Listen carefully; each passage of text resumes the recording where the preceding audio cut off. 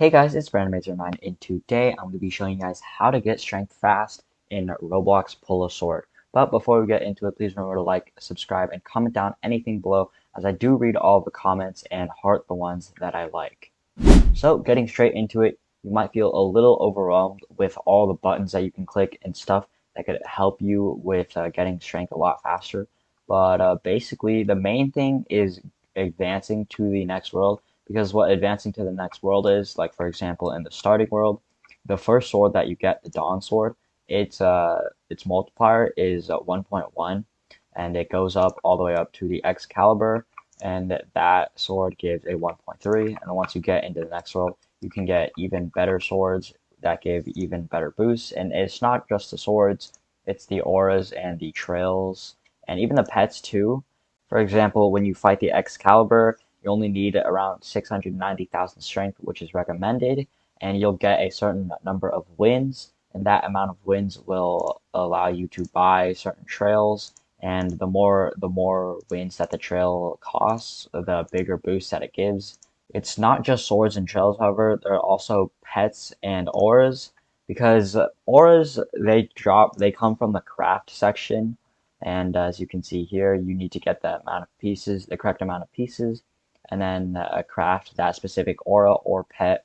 And as you can see here, certain auras have a bigger multiplier than other auras, and the way to get auras with a better multiplier is to fight bosses or pull swords that are in the later worlds and get the craft pieces and eventually craft those auras or pets.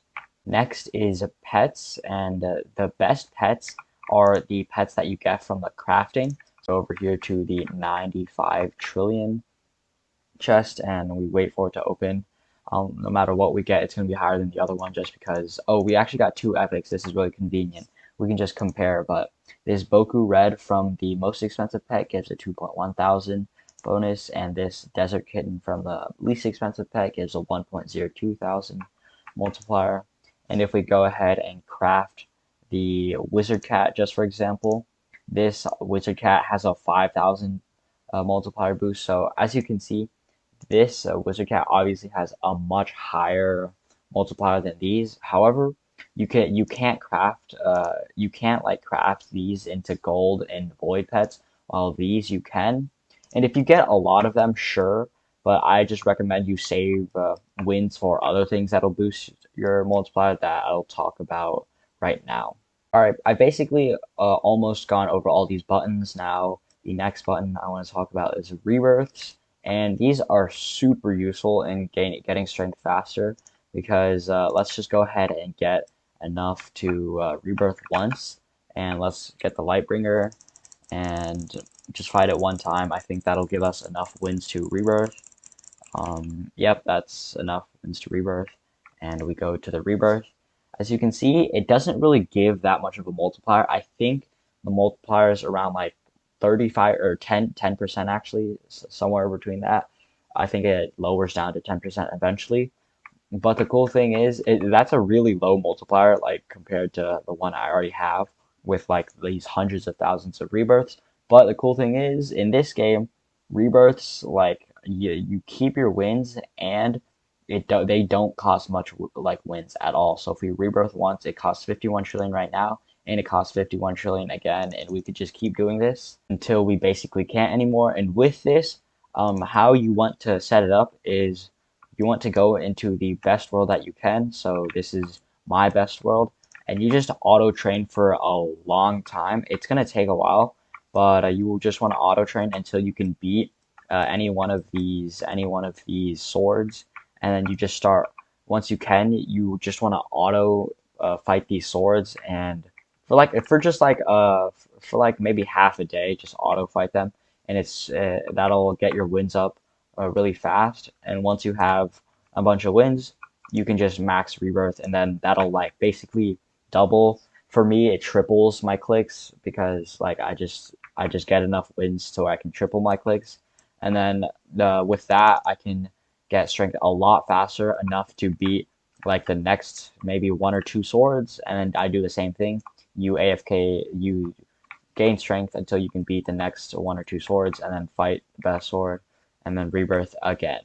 So that alone could just increase the speed that you get strength. Literally every sword that you're able to beat, like once you're able to beat one, you can go to the next and keep doing it until like you get to the next world or whatever. But next is the levels, and these give a lot bigger boost compared to like the rebirths or whatever. As you can see here, 770 to 805. That's a 35%, a plus 35% boost. But it's a lot harder to get levels than rebirths, obviously. So these are basically just passive because you're gonna eventually auto fight swords at some point, and once you do, you'll just get these levels. So you don't really need to worry about this too much. You just need to know that to level up, you need to fight these swords, and it'll eventually like plateau at a certain point when you can't be like any better swords, and it takes a lot more XP to level up. Now, you guys might already know, you probably already know how the Season 1 shop works and just how the PvP works.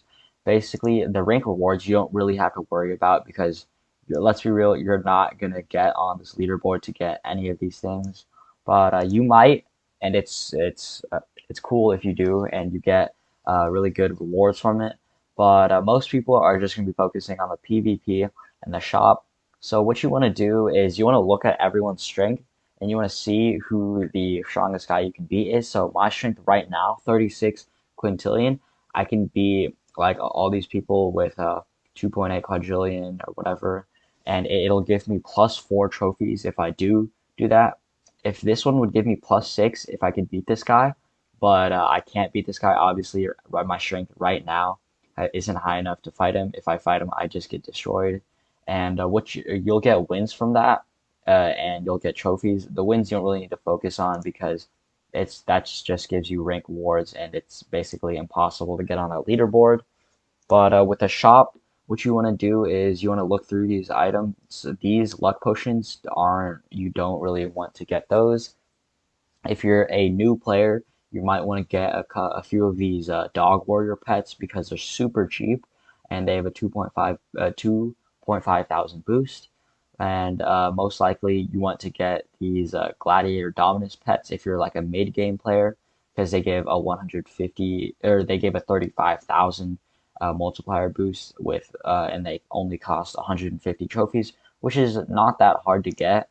And as you can see here, the best craftable pets from this world are the pineapple cats. So, and they only give a 7.5 thousand boost. While again in the season shop, they get these gladiator dominance pets give 35,000 boost. This OP Fire Phoenix pet, I don't really think it's like it's obviously it's possible to get 5,000 wins, but it's gonna take a long time. And these are just like an end game type pet, these super high boosts, and these swords and this aura. My logic is basically this costs 100 trophies, and it seems cheaper than both the other sword and the pet. But if you go into your aura probably is like around 1.5 or 2. Mine's 2.4, and this aura's boost is 6.5. So that basically is just giving me a 3, not even 3 times stat boost, while this pet, 35,000, would give me like a 5 times, almost a 5 times boost because my best pet that it would be replaced with would be 7.5 thousand, and it's basically just 5 times more, so it's just a bigger boost. And the sword 8.5, my sword does 3.65, but yours is probably going to be around maybe 2 to 3. And if you compare that to the 8, where is it?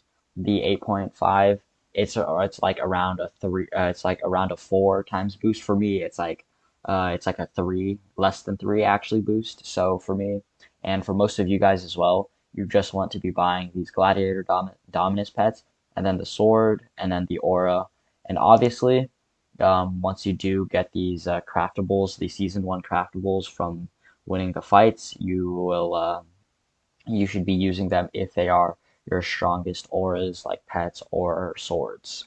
So those are basically all the buttons on the left side that'll help increase your strength. None of the buttons on the right side really help at all. Maybe the auto train does, and of course the game passes. But yeah, those are pretty obvious. And the next thing are the I want to talk about are the events, which you made it have noticed. My sword and my aura are both from the Halloween event, which there used to be a door that would teleport you to the Halloween event if you go through if you went through it, and if you just played through it and defeated some of the bosses, you could have gotten a better sword and a better pet and a better aura. So this pumpkin aura and this Dominus that I got and this sword, all from the Halloween event, and I'm still using them now as my best items, even though I'm in the second last world. Maybe if I was in the last world, I replaced some of them, but yeah, in the second last world, I'm still using these event items. So if you're like a newer to mid game player, you really want to be focusing on these events because they do give you items and pets and stuff that'll help you increase your strength a lot faster. So that's going to be it for this video. I hope this helps you guys out. Remember to like, subscribe, and comment down anything below. Thanks for watching, and bye-bye.